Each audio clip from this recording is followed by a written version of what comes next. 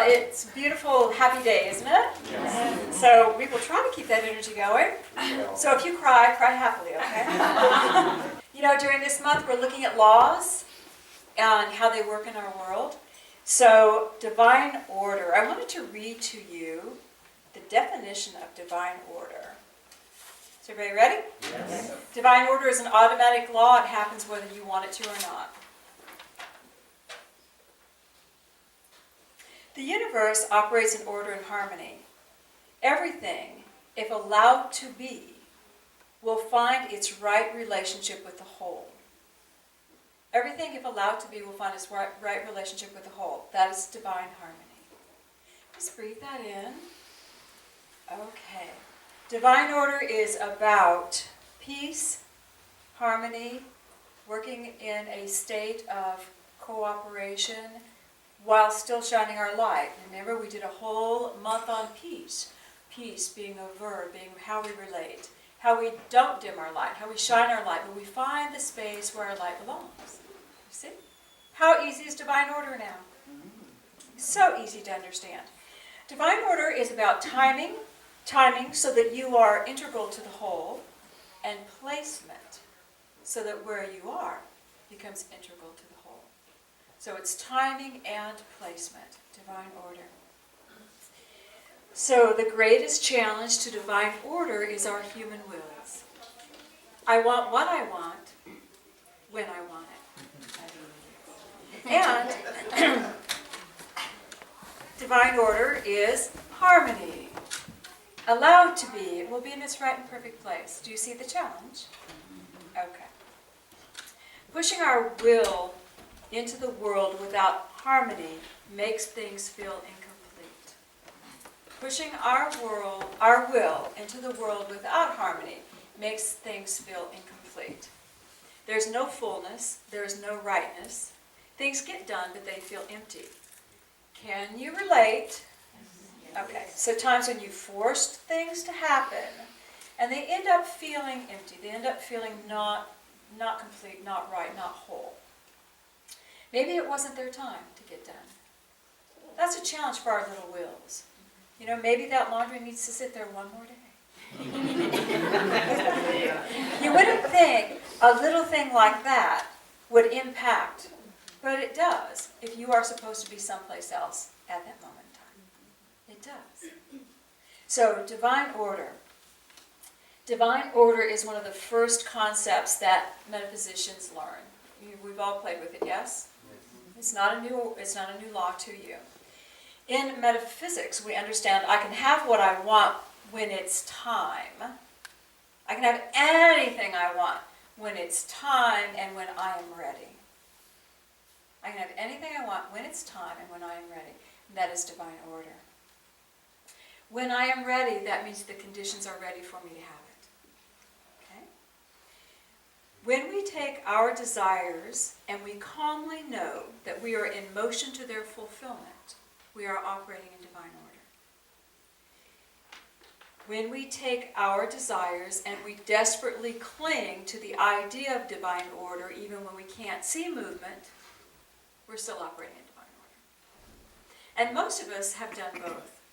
When you see a little movement, you're so excited, this is working, it's great. And in those moments when you don't see any movement, you're affirming, you're doing everything perfect, you're trying so hard and nothing is happening. And you're clinging to divine order with gritted teeth. And you're calling it forth with everything you have, and you're crying while you're affirming it.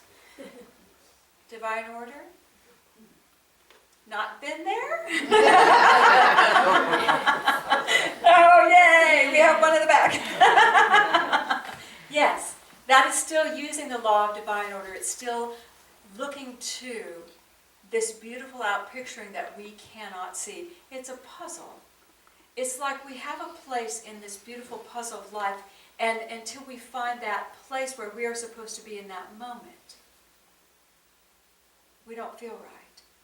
And when we do hold, when we cannot see it, and we're affirming we need to be someplace else, and we're affirming divine order for something that we really, really want, and we're affirming it, and we just hold to that principle, we are really trusting that God is moving all the pieces so that we can chunk right into where we need to be. When you hold divine order, even with gritted teeth, you are trusting God is in charge. And you are trusting that the universe is putting everything where it needs to be for you to be in your right and perfect place. Easy, right? No. Okay. Divine order acknowledges our place in the bigger picture. It is not about you. It's about you and God and your perfect place. It's not just about you. It's you and God and your perfect place. When things don't make sense, we can call forth divine order, and we know that something bigger is being rearranged. When things don't make sense, divine order, something bigger is happening. When you're lost, you can know by divine order, maybe you are where you need to be to bring the light in a place you normally wouldn't bring the light. Have you ever been lost literally driving your car? And you go, how did I get here? What am I doing here? Well, maybe the light needed to be there. Maybe there was a blessing that you would give to someone in that path, and then you get rerouted back to your path. There's a reason, if you allow, there's a reason. So, anytime you acknowledge divine order, you're acknowledging that you are in your right and perfect place, even if you can't see it. And you're actually saying God is in charge and I'm being used for good. Such a simple process, isn't it? Okay, so I have a couple stories I want to share with you very quickly. One of the, in the New Testament when we're dealing with Jesus, Jesus loved divine order. People would say, don't go to Jerusalem, they're going to kill you. And he said, no, they're not going to kill me, it's not my time. When they said, oh, rush over and heal Lazarus, his friend who had died, oh, no, I got to wait 3 days. He understood divine order. And as I tell you stories about him, your little brain goes, yeah, I'm not Jesus. So, I'm going to tell you a little story from the Old Testament. The Old Testament is fabulous for stories of human behavior. It's just a wonderful energy of human behavior. So you ready? Okay. This is the story of Sarah. In Genesis, very early in the Old Testament, there's a story of Abraham. Everybody has heard of Abraham, yes? Yes. Okay. And we know the story. Abraham is living in Chaldea with his dad. He's married to Sarah.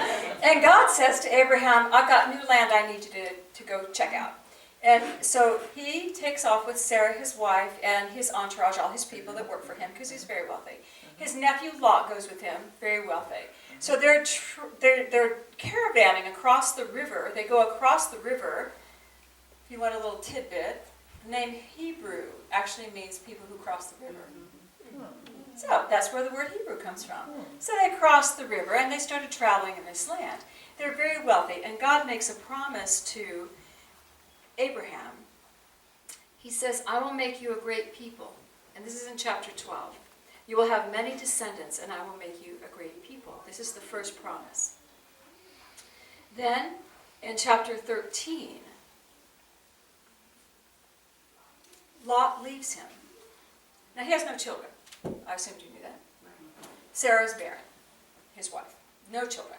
So, he's got this promise. They're cruising along. Lot starts kicking up some fuss, his men and Abraham's men. So Lot leaves. Lot goes a different direction.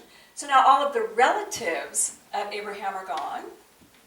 And Abraham's all by himself. And there's no heir. So he's really worried that God promises him yet again that his descendants will be as the dust. There's no heir. So he comes to a point in chapter 15, so 12, 13, 15, where he says to God, we got to have a talk. And he's upset. He says, God, you're telling me all this stuff. You're telling me all this stuff. I've got no heir. Who's going to inherit what I have? Who's going to inherit my wealth? Is this guy going to inherit my wealth? He's in my household. And God said, no, your heirs will inherit your wealth. I've got no heir, God. What are you talking about? And God says you will have an heir and your descendants will inherit the earth. They'll be as the dust. Okay. Do we see a vision being given to Abraham? Do we see things being put in motion? Do we see Abraham struggling with divine order? Yeah, he might not have known the law. So he's having a hard time, but we have no idea how long it's been. It could have been years. And Sarah's getting older and older, and she's still not bearing children. And we all pretty much know the story. So Sarah says, okay, dude, look. I have a handmaiden named Hagar. And she's my property. So if I send her into you, and she gets pregnant by you, it will be my child. Abraham, being the agreeable man that he is, says, sure. I can make that happen. Hagar gets pregnant and has a baby boy. And his name is Ishmael. Now what do we see here? Divine order? No. I don't know. Do we see human will maybe creeping up a little bit? Yes. Maybe. And then the angel comes to Abraham and tells him once again, your wife Sarah, who is like 100 years old at this point, is going to have a child. And he said, oh, you've got to be kidding me. And it happens twice. The angels tell him twice. Sarah laughs when she hears it. She doesn't believe it. So they say to her, within a year you'll be pregnant and you'll have a child. Well, she's really, really old. She's apparently past her bearing years. Next chapter over, what happens? Sarah's pregnant. And Sarah gives birth to Isaac. So now we have two sons. We have Isaac and we have Ishmael of Abraham. And then, of course, we know the story. Sarah and Hagar have a little bit of a tiff. And so Isaac is introduced away. And not Isaac, Ishmael and Hagar are asked to leave. And so they leave. And then Sarah and Isaac and Abraham are the triune family unit that moves forward to begin to explore what will become the dynasty that Abraham leaves behind. Okay. In the story, we see a promise, we see all these changes occurring, and then we see the fulfillment of at least a son being born. Do you see divine order working? Now, we have an opportunity to look at Ishmael and say, there's a lot of will around that. There's an awful lot of will around him being born. Was that divine order or not? We don't know. It may have actually been divine order. She may have literally been pulled back to not give birth, Sarah, until Ishmael could come. Because who did Ishmael father? Many nations. Mecca. Many nations were fathered through Ishmael. Many nations were fathered through Isaac. Perhaps it's all a part of divine order. Do you see? The question would come, how did Sarah feel and how did Hagar feel? Did they feel the rightness? Did they feel the goodness about it? There's also another law that functions with divine order. It's the law of balance. The law of balance is this. The universe will immediately counterbalance any impact so that life can be maintained and supported lovingly. How often does the law of balance go into effect when the will of man has charted a course? You see? When your will charts a course that you do not feel good about, and you feel you may have just stepped out of that divine order for your life, you can immediately call forth that beautiful law of balance to come in and to make right what might have been created by personal will. Isn't it beautiful we have such a loving universe to support ourselves in? In the story of Abraham, he has these two boys. We know who they become. The descendants are as the dust, the stars in the sky. Their descendants are everywhere. He also, when Sarah died, married again, and Abraham fathered 6 more sons. So can we say that he had lots of kids? And did he live to see the fulfillment of his destiny? He had 8 boys. Yes. He probably felt so fulfilled that these children would go forth and populate. But the journey to get to the fulfillment of the vision that he saw was filled with turns where the bigger puzzle pieces had to come into place in order for things to happen correctly. Is everybody with me on the beautiful story? Are you equating it to your own life, or are you going, good old Abraham?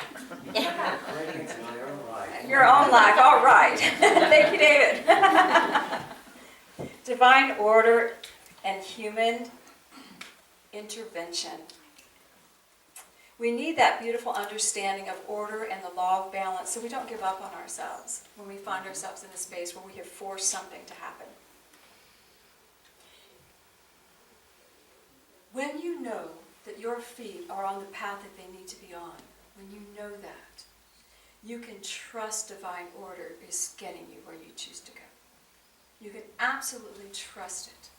You may not have all the details, you may not be able to see the vision, you may not know where it is you're going, but you know you're on your path. That's when that beautiful energy of divine order will move mountains, open doors, make everything work for you to get you where you need to be. And each of you, if you think about it, your lives are probably filled with personal demonstrations of when you held fast to a knowing that this is where I need to be, and watched miracles happen that you could not understand over and over to support you in your desires.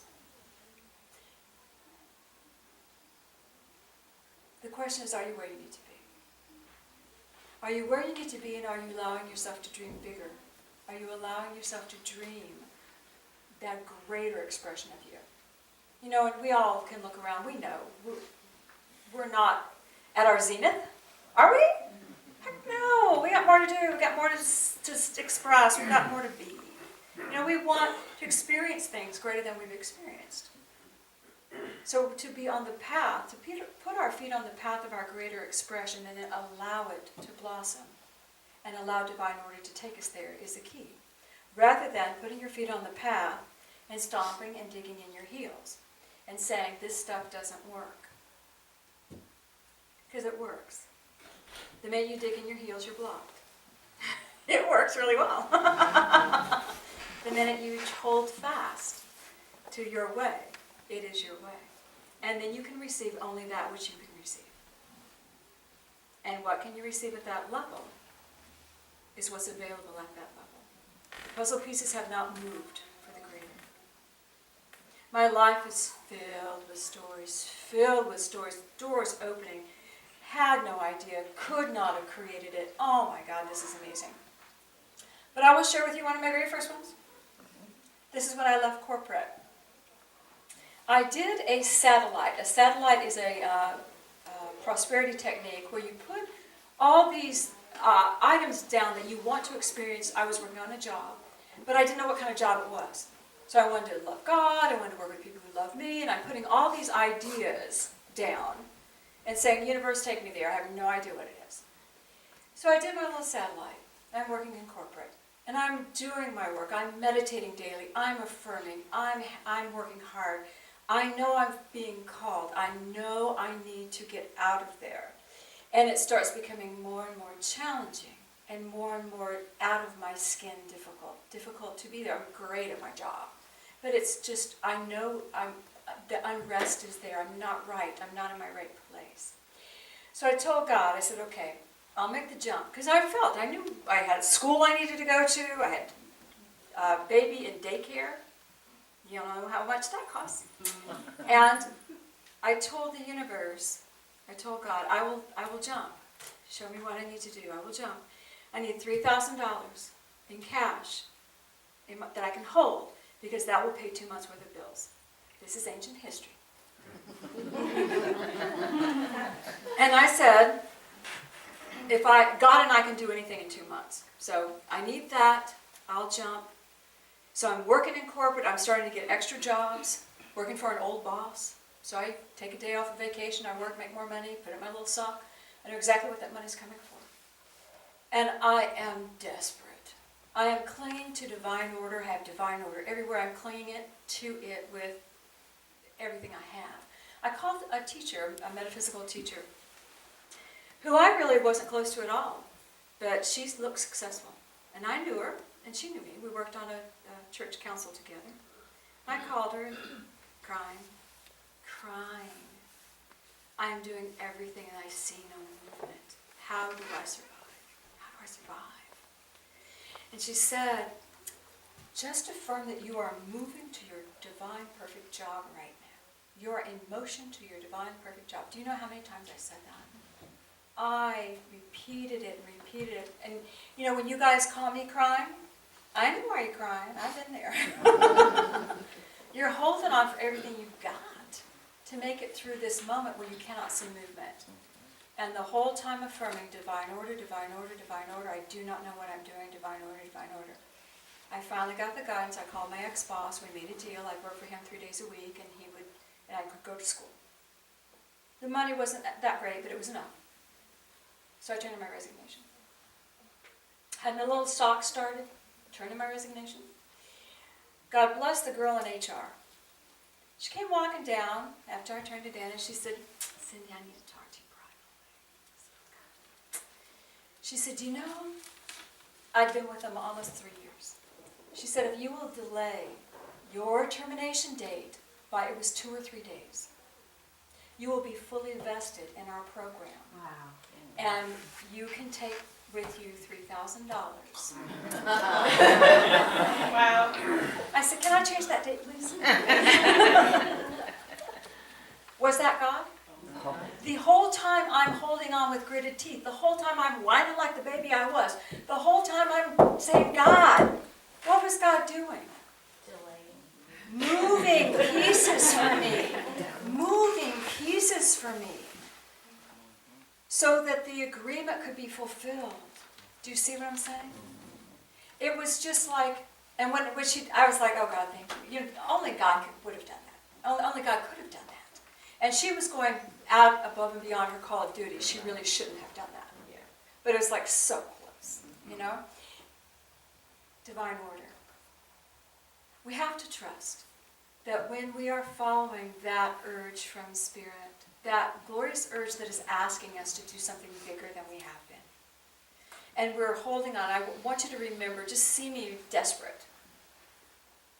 There's something being moved for you. Something is being moved in the big puzzle so that you can achieve and become ready to receive. Don't you think I had to trust, my faith had to grow exponentially in those moments so that I could walk the path that's before me? Do you think it was easy when I went into ministry full time? Do you think I had to use faith? Do you think I cried? I mean, it's one thing to go into ministry when you're under the umbrella of a very large church, but it's different when Spirit says, "No, go start another one." Oh, okay. Alrighty then, we'll do that. I had to be prepared, but I was in the care of Creator. We all have to be prepared, but we are in the care of Creator. If the thing you're looking for isn't here yet, don't doubt that it's not coming. Keep your feet on the path. You take those little steps in front of you and just affirm, I'm moving toward my perfect situation. Divine order is putting everything into place. And I invoke the law of balance. If I have done anything to upset that apple cart, bring it back in. Bring it back in and let me feel that great peace. We are here to Christ. We're here to become greater than the human mind would allow us to be. As we've accepted it, the human mind's fabulous, but as culturally we've accepted ourselves. We're here to become greater. Do you see how divine order actually works to keep us safe in the heart of God? You ready to acknowledge it just a wee bit? All right, let's go with it. Just put your feet on the mat.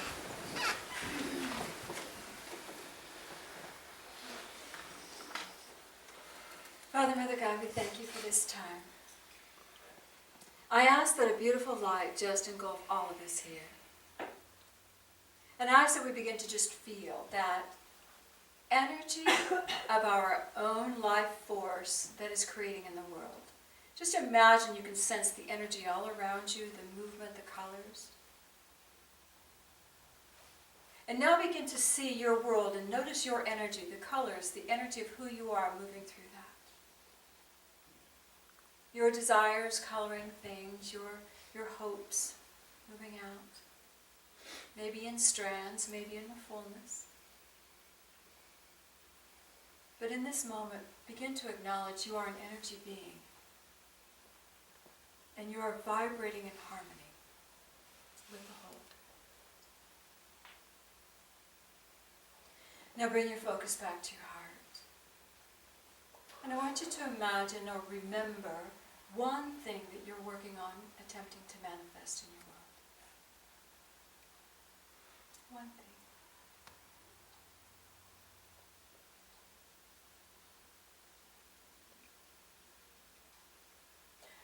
notice how you are holding that desire. Is it open and free? Is it being squeezed with intensity? Is it flowing? Are you allowing it to express? Father, Mother God, in this moment, we ask that divine order be recognized in this desire. Feel that beautiful love of Father, Mother God coming and engulfing that desire. And see the energy moving around it.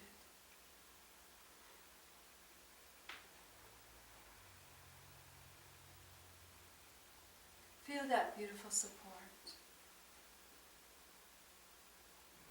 I am in my right and perfect place, moving toward the fulfillment of this desire. And I am in harmony with all of life.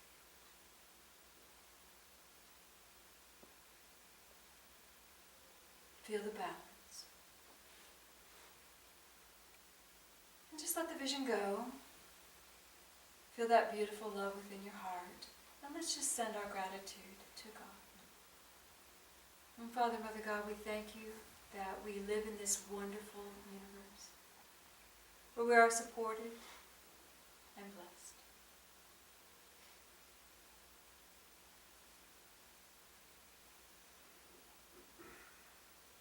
We call forth divine order.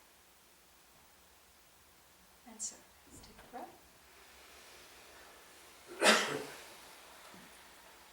And when you're ready, you can gently open your eyes.